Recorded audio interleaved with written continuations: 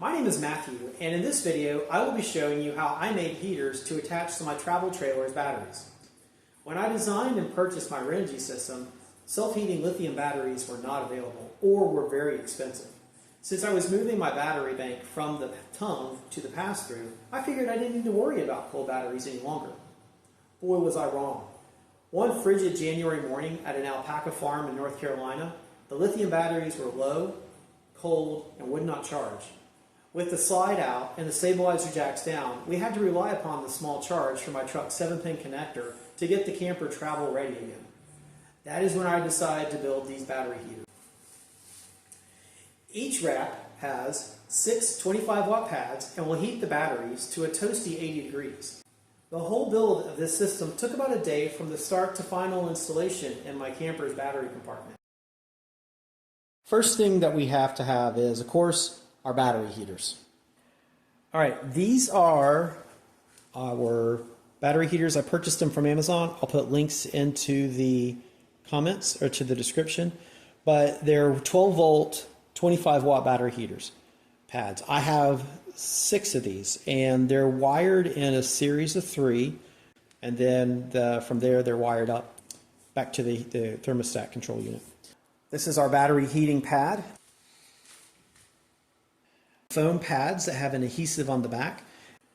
And then last, we have some additional wiring that we're going to use to connect all of these up. Our connector, which we're going to use to then be able to connect back to the thermostatic unit. And some heat shrink tubing, and then some wrap that we can use to clean it all up at the end and make it look right. Some of the tools that we're going to be using today, we're going to be soldering a little bit. We're going to be cutting wire and stripping wire, and this is what we're going to use to basically build that last connector piece.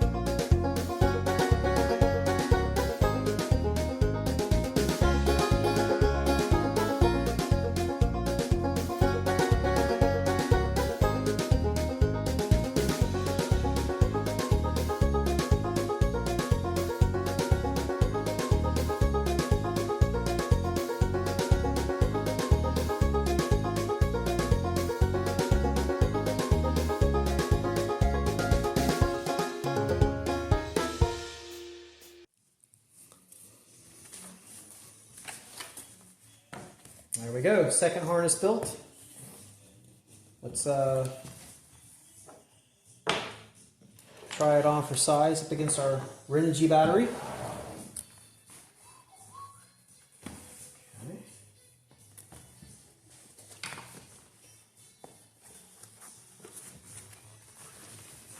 That's good.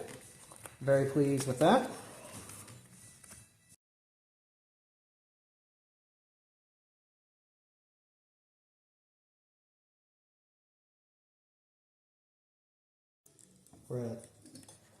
We're at 22.76 and back on.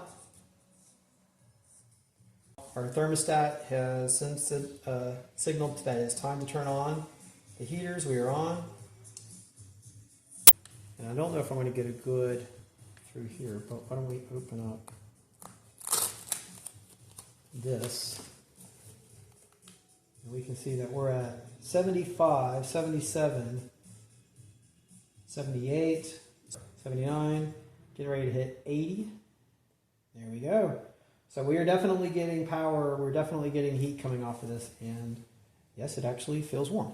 This is all good things.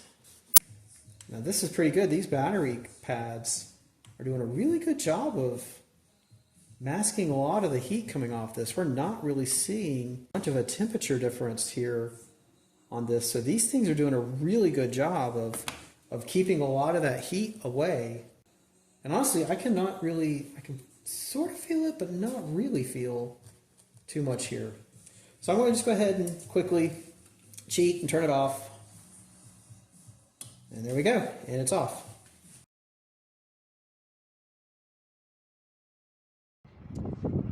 Okay, now we are back out at the RV. We've got the two batteries reinstalled with their heating wraps already there. We've got the components that control the thermostat installed. We'll get a close-up in just a few minutes. Ran a test last night, was very happy with the results that I was seeing. Unfortunately, I didn't have the settings on the thermostat correctly set. So we were getting readings of low battery temperature, but the thermostats were not coming on because I had the threshold set way too low. I've upped that threshold from 34 degrees to turn on to 38 degrees. That should combat the situation that we had last night with the batteries getting too cold, still accepting a charge, but not turning on the thermostats. And here is the close-up of our installed battery heating system. The two wraps.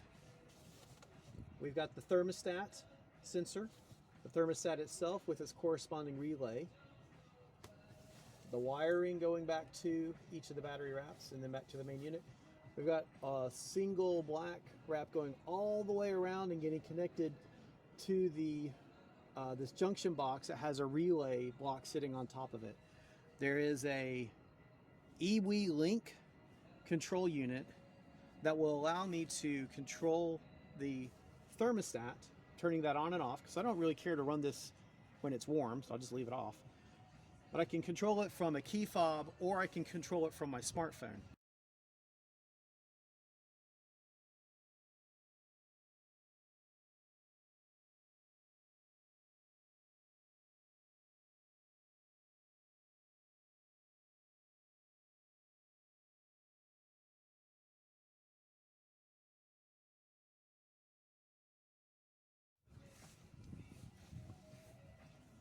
Okay, so we are going to first look at the remote control that comes with this iWi Link unit. It has 4 different channels, so there's 4 different buttons that correspond to those. We'll open it up and we can see inside the unit itself, and by clicking one of these buttons, we have now turned the thermostat off. The whole system is down for the battery heaters. Clicking it again, and it's back on. Same thing with the phone. There is an app from iWi Link, and let's see if we can get a good close-up of that. And if we also can see that, we can, and we'll turn that off and then back on. This will work through, I don't have to be connected locally to the Wi-Fi unit. It will work through an internet connection, so I can use it from my house, I can use it from around the world, doesn't matter where I am. As long as the trailer is on Wi-Fi and my phone is on internet, then I am good to go. I can turn this on and off from wherever I am. Well, I hope everybody has enjoyed this video. It was a whole lot of fun putting this system together. I loved the design work that I was able to do and the build work. And I am so happy with the way that this has turned out. I'm looking forward to some cold weather to see exactly how well these are going to perform. And I cannot wait to share my next video, which is going to be talking about the overall RV, all of this crazy mess of wiring and componentry inside this battery compartment I custom built. So there's going to be a lot more videos coming out that will showcase some of the work that I've done. And if you like anything that you've seen, let me know. And if you got comments or, hey, I would have done it differently, let me know as well. I'm always open to constructive criticism. So until the next time, I'll have a good one.